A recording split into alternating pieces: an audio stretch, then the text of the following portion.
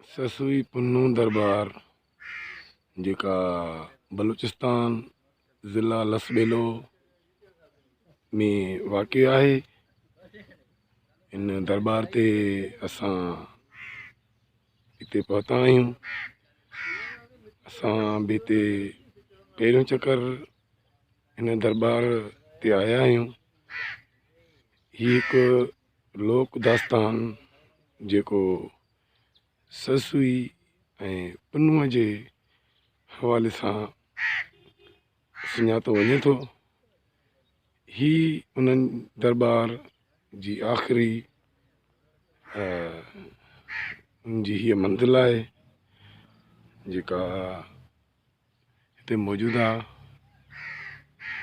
हीउ मक़बरो 1/3/1980 में तामीर कयो वियो आहे, जेको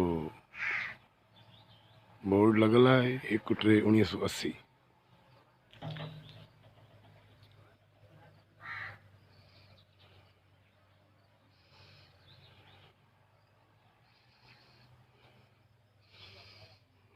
हीउ दरबार जो अंदरियों ॾेख।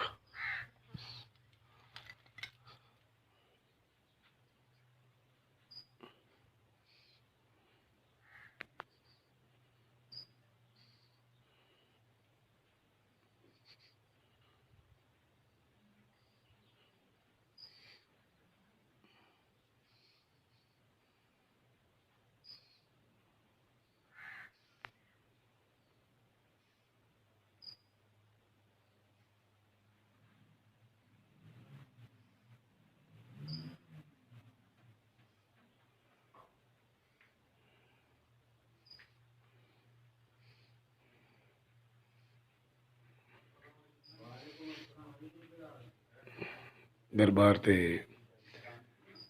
सुर ससुई मां बेत इन दरबार ते चिटियल आहिनि।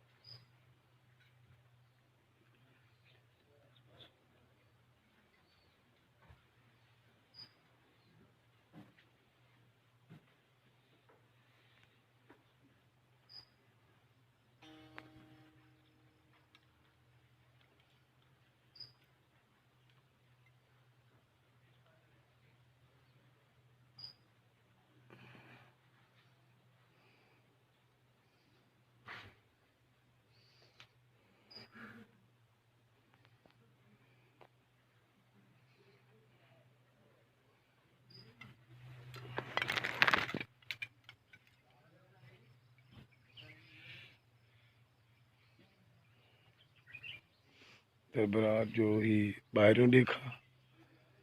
ही पहाड़ी सिलसिले जे विच में हीअ दरबार मौजूदु आहे।